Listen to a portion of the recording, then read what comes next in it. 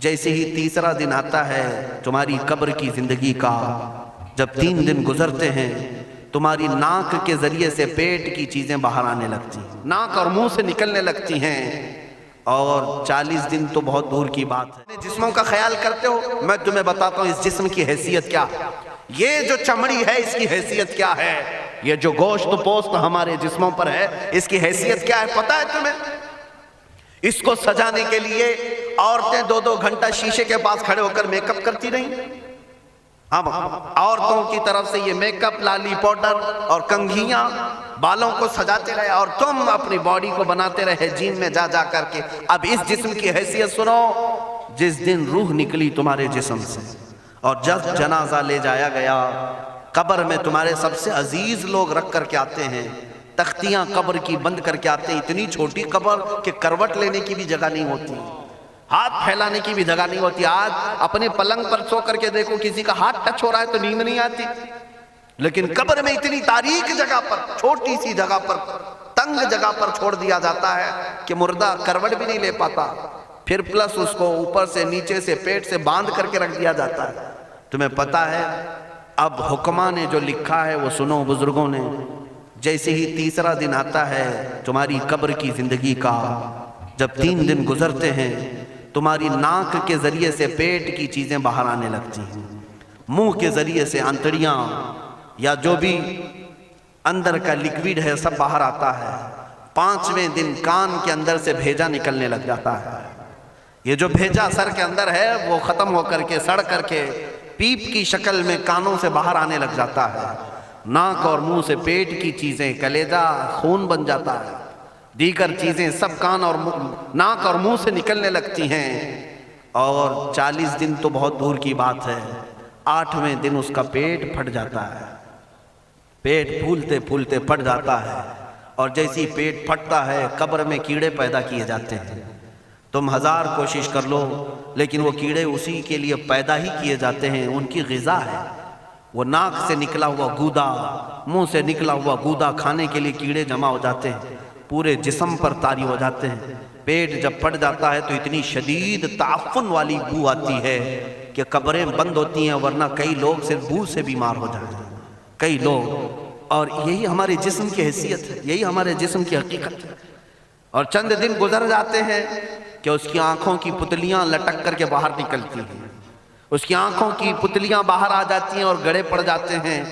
اب جو جسم کے اوپر موجود گوشت ہے اس کو چونٹیاں، مکوڑے اور کیڑے کھانے لگ جاتے ہیں، کھاتے کھاتے 2-3 مہینے کے اندر اس کو صرف اور صرف ڈھانچے کی شکل چھوڑ دی جاتی ہے، ہڈیاں باقی رکھی جاتی ہیں۔ جن بالوں میں تم کنگھیاں کرتے ان بالوں کی جڑوں میں پیپ پیدا کیا جاتا ہے، ہر بال کی جڑ پیپ بہاتی ہے، اور جن چہروں پر تم پاؤڈر لالی لگا کر کے اس کو سجایا کرتے آئینے میں کھڑے ہو کر، ان چہروں پر اللہ تبارک و تعالیٰ ایسی جھریاں پیدا کرتا ہے۔ یہ تو عام لوگوں کی بات، اور اگر گنہگار ہیں تو ان کے چہروں پر بچھو چھوڑ دیے جاتے ہیں، بچھو چھوڑ دیے جاتے ہیں۔ کئی لوگوں کی قبروں پر سانپ ان کی ناک کو ڈستے رہتے ہیں اور ان کا گودا پیتے رہتے ہیں۔ سانپوں کا عذاب، بچھوؤں کا عذاب، یا قبر کے عذاب کے ساتھ یہ جسم گلا دیا جاتا ہے، ہڈیوں کے سوا کچھ نہیں باقی رہتا۔ تم کیا سمجھتے ہو مرنے کے بعد احساس نہیں ہوگا؟ مرنے کے بعد ہر درد کا احساس دگنا کر دیا جائے گا۔ آج زندگی میں جتنا تمہیں چونٹی کاٹنے سے درد ہوتا ہے، مرنے کے بعد یہ درد 10 گنا زیادہ بڑھ جائے گا، تمہیں اور درد ہوگا، اور درد ہوگا۔ یہی جسم جو کیڑوں کی غذا بن گیا، کفن ختم ہو گیا، ہمارے جسم میں پیٹ کا گودا باہر آ گیا، آنکھوں سے کانوں سے ساری چیزیں لیکویڈ ختم کر دی گئی، بھیجا کانوں سے بہہ کر کے نکل آیا، بچا کیا ہمارے پاس؟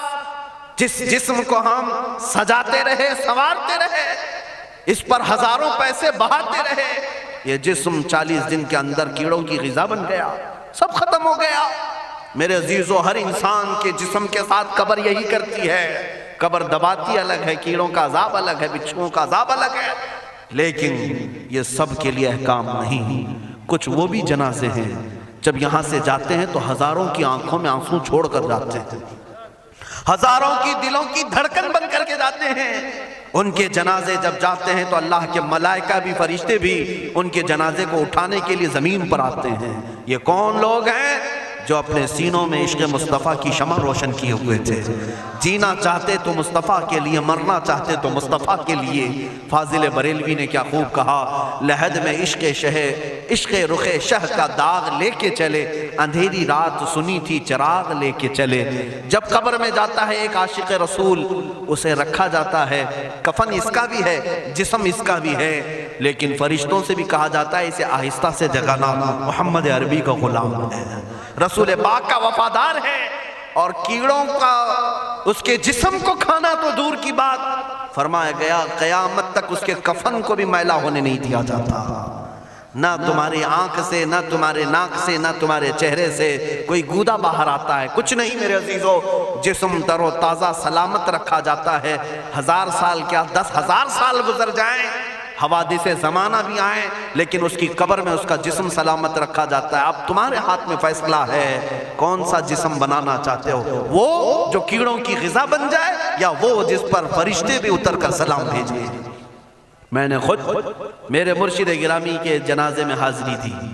حضور تاج الشریعہ بدر الطریقہ رحمت اللہ تعالی علیہ، جس مرد قلندر نے اپنی پوری زندگی عشق مصطفیٰ میں گزاری. آج تم نعرے لگاتے ہو تاج الشریعہ تاج الشریعہ، ان کے شب و روز دیکھے تھے کبھی؟ ان کی صبح اور شامیں دیکھی تھی کبھی؟ بہت پیر ہوں گے جو باہر پیر ہوں گے، اندر پیر ہوں گے، لیکن تاج الشریعہ کو میں نے اندر بھی دیکھا ہے، باہر بھی دیکھا ہے. آنکھیں بند بھی ہوتی، آنکھوں سے اگر کوئی چیز نظر بھی نہیں آ رہی ہوتی، تب بھی اتنا خیال ہوتا کہ کہیں سطر تو نہ کھل گیا ہو، کہیں پائجامہ اوپر تو نہیں ہو گیا ہو. سونے کے حالت کی بات کر رہا ہوں، کوئی نہ ہو تب بھی یہ خیال باقی رہتا. کون سا ایسا دن گزرتا جب وہ دلائل الخیرات نہیں پڑھ رہے ہوتے، قصیدہ بردہ شریف نہ پڑھ رہے ہوتے، ہزاروں سفر کی مصروفیات کے باوجود حضور پاک کی محبت کے نغمات میں کوئی کمی نہیں آئی. لیکن میں آج آپ کو ایک بات بتا دوں، جب انتقال ہوا وہ جمعہ کی شام تھی، اور ہمارے مردوں کو 6 گھنٹے 10 گھنٹے میں ہم کو قبرستان سپرد کرنا پڑتا. 12 گھنٹے رکھ دیں تب بھی فریج منگوانا پڑ جاتا ہے، اس کے بعد قبرستان کے حوالے کر دیں.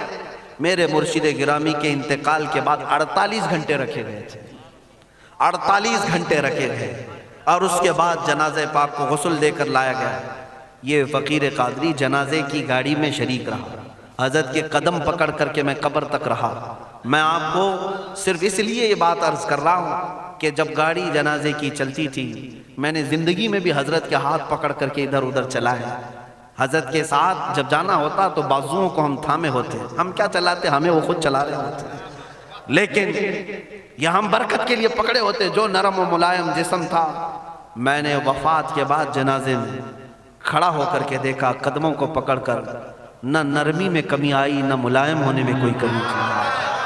اور جب گاڑی آگے چلتی تھی،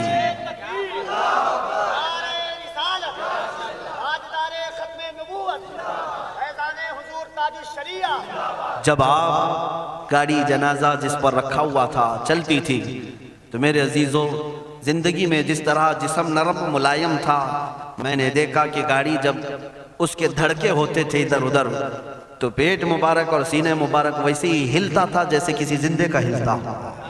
ہاتھ پر انگلی رکھیں تو خون سرک جائے اور پھر اپنی جگہ پر آ جائے. یہ کوئی مبالغے کی بات نہیں کر رہا ہوں، یہ آنکھوں سے دیکھی ہوئی چیز ہے. اور قبر انور میں رکھنے کے بعد جب ان کے صاحبزادے اور داماد نکل کر کے آئے، تو تھوڑی دیر کے بعد ہم نے دیکھا کہ چہرہ خود بخود قبلے کی طرف تھا.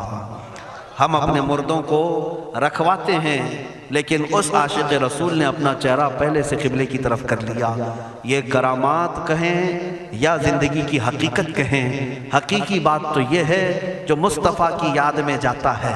اس نے کیا ہی خوب کہا شاعر کہ میرے جنازے پہ رونے والوں فریب میں ہو بغور دیکھو، میرے جنازے پہ رونے والوں فریب میں ہو بغور دیکھو، مرا نہیں ہو غم نبی میں لباس ہستی بدل گیا. ہاں، مرا نہیں ہو غم نبی میں لباس ہستی بدل گیا ہوں. ان عاشقوں کا حال یہی ہوتا ہے کہ یہ مر بھی جاتے ہیں، انتقال کر بھی جاتے ہیں، تو بس لباس بدلتا ہے، لیکن زندگی پہلے سے اور بلند ہوتی ہے. عزیزان گرامی تمہیں اسی بات پر میں لانا چاہتا ہوں، کون سی زندگی گزارنا چاہو گے؟ کون سی زندگی؟ یا عیاشوں کی، یا نچنیوں کی، یا مجرا کرنے والوں کی، ان ظالموں کی جو جہنم کی طرف تمہیں لے جانے کے لیے تیار بیٹھے ہیں؟ چند دنوں کی عیاشی ہے، تم گانے گا کر اچھل کود کر کے اپنے نفس کو تو راضی کر سکتے ہو، لیکن رب ذوالجلال کی رضا کبھی نہیں لے سکتے۔ آج تم دنیا میں فلموں کی زندگی جی کر کے تھوڑی دیر کی خوشی تو حاصل کر سکتے ہو، لیکن قبر کی راحت کبھی نہیں لا سکتے، قبر کا سکون کبھی نہیں لا سکتے۔ قبر میں اگر سکون چاہیے تو صرف ہمارے سینوں کو ادھر حوالے کرنا ہوگا، مصطفیٰ کریم کے حوالے کرو۔ اب اپنی زندگی کو بدلنے کا وقت آ گیا۔ اے میرے عزیزو، ناموس رسالت کی حفاظت یہی ہے کہ حضور کے اخلاق کی پہلے حفاظت کی جائے، حضور کی سنتوں کی حفاظت کی جائے، حضور پاک کے نام پاک کی حفاظت کی جائے، ان کی تعلیمات، ان کے احادیث کی حفاظت کی جائے۔ جس طرح صحابہ اکرام نے اپنی جانیں قربان کر کے حضور کی عزت کی حفاظت کی ہے، آج وقت آیا ہے ان ظالموں کی طرف نہ دیکھنا، یہ بھونک بھونک کر کے تمہیں جگا رہے ہیں، بیدار کر رہے ہیں۔ میں جواب دیتا رہوں گا انشاءاللہ، لیکن ساتھ میں ان حادثات کو اپنے لیے ایک الگ انداز سے دیکھتا ہوں۔ اگر کوئی کتا کوفے میں بیٹھ کر بھونکتا ہے اور میرے نبی پاک کی عظمت پر حملے کرتا ہے تو درد تو ہوتا ہے، لیکن ساتھ میں عقیدہ بھی تو ہمارا یہ ہے، رہے گا یوں ہی ان کا چرچا رہے گا، رہے گا یوں ہی ان کا چرچا رہے گا، پڑے خاک ہو جائیں جل جانے والے۔ یا رسول اللہ تو گھٹائے سے کسی کے نہ گھٹا ہے نہ گھٹے گا، جب بڑھائے تجھے اللہ تعالیٰ تیرا، مٹ گئے مٹتے ہیں مٹ جائیں گے آدھا تیرے، نہ مٹا ہے نہ مٹے گا کبھی چرچا تیرا۔ یہ کتے کتاب لکھ کر کے کہتے ہیں محمد عربی کا چرتر، ان کے اخلاق، ان کے کردار برے تھے، اور ایسی کوئی چیز نہیں ہے اسلام میں جس سے امپریس ہو کر اسلام قبول کیا جانا چاہیے۔ محمد صلی اللہ علیہ وسلم کے نام کو اسلام سے ہٹا دینا چاہیے۔ ان ظالموں کو میں جواب دینا چاہتا ہوں، اے مسلمانوں، یہ تمہیں جگانے کے لیے آ رہے ہیں، یہ تمہیں بیدار کرنا چاہ رہے ہیں۔ اب اٹھو اور یہ بتاؤ تم کہاں کہاں سے میرے نبی کو مٹاؤ گے، کہاں کہاں سے؟ ارے ہمارے گھروں میں بچوں کی ولادت بھی ہوتی ہے، کان میں اگر ہم اللہ کا نام لیتے ہیں تو ساتھ میں محمد کا بھی نام ہے۔ ہمارے بچے جس دن اس دنیا میں آتے ہیں اذان ان کے کانوں میں دی جاتی ہے تو اللہ کے نام کے ساتھ محمد کا نام بھی آتا ہی ہے۔ ہماری اذانیں، ہمارے نماز کو بلانے والی آوازیں، تم کیا مٹا پاؤ گے محمد عربی کے نام کو؟ یہ ہزاروں نہیں کروڑوں اذانیں بار بار دن میں دے دے کر کے بتاتی ہیں کہ تم واللہ محمد عربی صلی اللہ علیہ وسلم کا ذکر تم کبھی الگ نہیں کر سکو گے۔ ذکر خدا جو ان سے جدا چاہو نجدی ہو، واللہ ذکر حق نہیں کنجی سقر کی ہے۔ حضور پاک کا نام کہاں سے ہٹاؤ گے؟ اذانوں سے ہٹاؤ گے، اقامت سے ہٹاؤ گے، نمازوں سے ہٹاؤ گے؟ بلکہ اقبال نے کیا ہی خوب کہا تھا، دشت میں دامن کوہسار میں میدان میں ہے۔ کہاں ہے یہ نام؟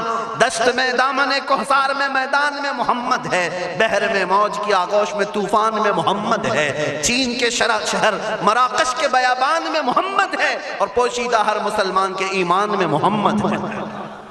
میں نے یہ تبدیل کر کے اسی لیے پڑھا ہے کہ ہر جگہ محمد ہے۔ رسول پاک صلی اللہ علیہ وسلم کو تم کہاں سے ہٹاؤ گے؟ ہمارے کروڑوں کی زندگیاں اس نام پاک پر قربان، اس نام پاک پر قربان۔ ان ظالموں کو یہ بات بتا دینا، اس نام پاک پر اللہ نے نقطہ تک نہیں رکھا ہے۔ محمد عربی صلی اللہ علیہ وسلم کے نام پاک پر نقطہ تک نہیں، عیب تو بہت دور کی بات ہے۔ اور مٹانے کی بات کرتے ہو، مٹانے کے لیے تم اس کا ایک لفظ تک نہیں مٹا پاؤ گے۔ محمد عربی اس عظیم ہستی کا نام ہے جس کی جڑیں تحت الثری میں ہیں، جس کی شاخیں اوج ثریا پر ہیں۔ حضور پاک صلی اللہ علیہ وسلم کو اللہ نے رفعنا لک ذکرک کہہ کر کے بلند فرما دیا ہے۔ کسی کے گھٹانے سے حضور کا نام کبھی نہیں گھٹے گا۔